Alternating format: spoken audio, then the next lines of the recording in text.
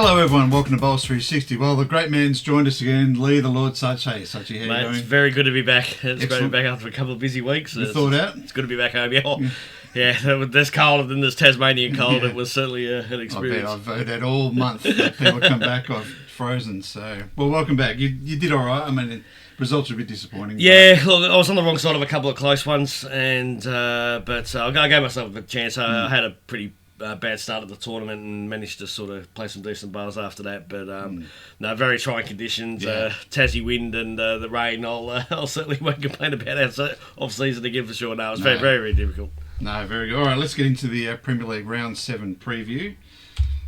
First up, we'll look at Bassendean and Coburn. In for Bassendean, David Rhodes. Out is Wayne Nielsen. He's done his Achilles, so he could be out for a little while, okay. Wayne. Coburn, they've rung the changes there. Coyne, McGill, Bandy, Vukasav, Ray come in. That's John Ray. Out goes Dropjulic, Muselin, Golem, Maddlejack, and King. That's head-to-head record, 4-2 there to Bassendean. At Bassendean, it's a 3-0 record. That's only in the Premier League. It's third versus ninth. Yeah, I mentioned in one of my write-ups, the Lions off to a great start in a tough part of the draw. Have come out on top and have really got a great opportunity, a great win last week against Leeming, and a great opportunity for you guys to get as many points as possible here and start marching up the ladder. Coburn, a lot of changes. I'm not really sure what's going on there, and King being out, one of their skippers as well. So I was looking forward to seeing him play. So. Yeah. Look, I've gone from Basso. I think I took him 7-1, but it could be an 8-0. But I think you guys will just be able just to get the aggregate and just get another win under the belt and start marching up the ladder. Yeah, I'm pretty confident we'll win at home, especially as you saw on the record there, 3-0 at home. So, and even White, we tend to have their measure at home as well. So, yeah, I'd like to think we'll do well. Wayne's a bit of a loss. He's been our premier skipper. Him and Rhodesy have been our two skippers this year. But I was talking with our good friend Westy. He said one rink has been really bleeding shots this year. So, hence the massive changes in one of the rinks. Yeah, right. And Jordan and someone else was unavailable. So, yeah, I'm pretty confident we'll win. So, I've gone us as well to win that one. Game 2 is South Perth playing Manning. The head-to-head record 14-10-1 to South Perth at the venue. It's 11-2 to South Perth. It is first versus fifth. The changes there. Paul Davies is back for Otto Dawson and for Manning. Andy Lull and Lara come in for her first game for the year. Richard Shinzik and Jason Tithridge are out.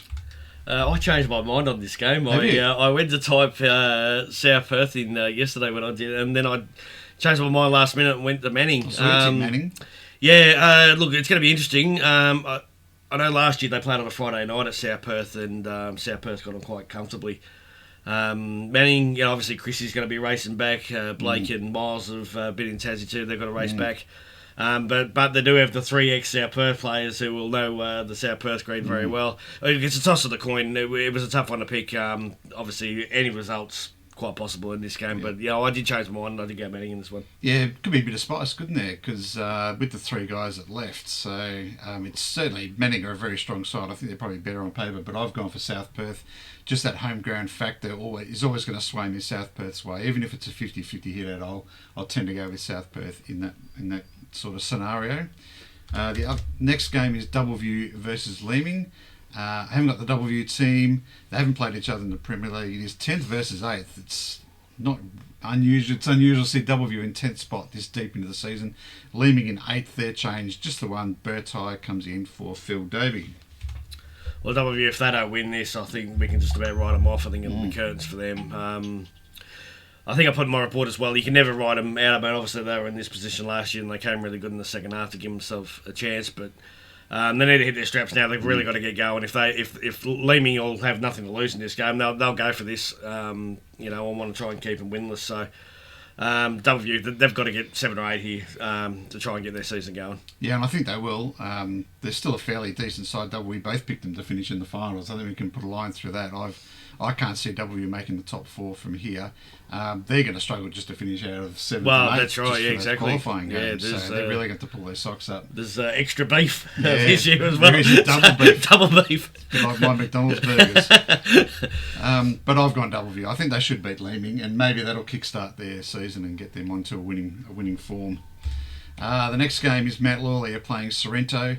4th versus 6th, the 1-1 record head-to-head, and obviously at this venue last year, Sorrento did beat them in round 1. Shane Knott comes in for his first game of the year. Shane Loftus goes out, and for Sorrento, Munro and Marshall come in for Linford and Mortimer. You think this would be pretty straightforward picking, wouldn't you? But I think Sorrento did beat them there last year. Yeah. And I'm shocking with picking Sorrento at the moment, so it wouldn't surprise me if they came out and did it again. But the Premiers, they've hit their straps in the last couple of weeks and really started to put things together. I have gone them. I mean, you can't not go them at home. But it might be, again, closer than what a lot of people think, but I've gone the home side. Yeah, Sorrento, I haven't got them right for about 3 years, I think, Sorrento. I don't know when to tip them and when not to. But it was round 1 last year, and Matt Lawler did lose round 1 this year as well. So maybe they just, a horrible round 1, just need a game to get their season going. So I'm going Matt Lawler here pretty comfortably.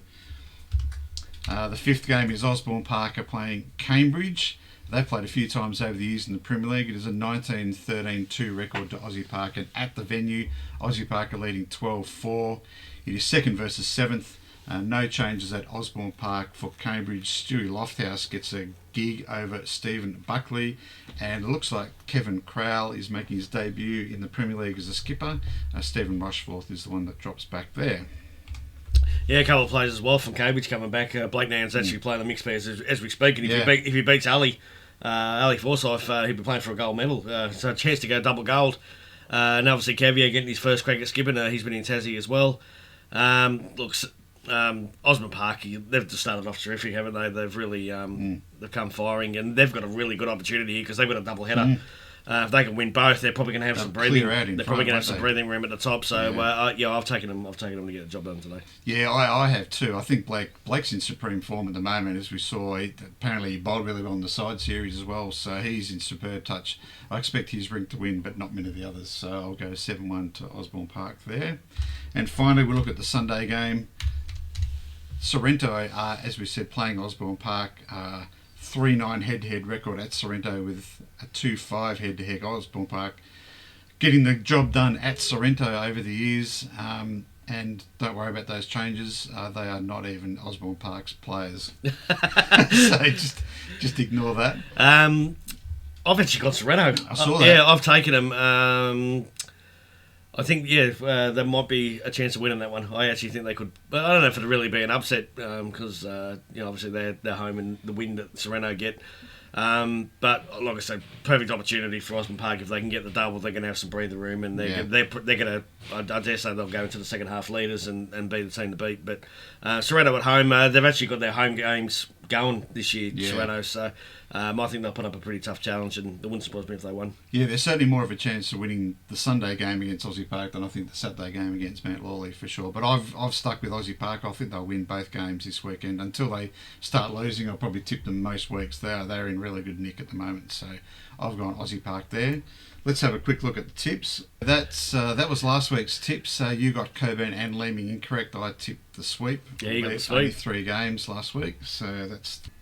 This week we've gone Bassendean, Manning and South Perth were different. Both gone double view, Mount Lawley, Aussie Park, and the Sunday game we've gone different there as well. So 2 games different.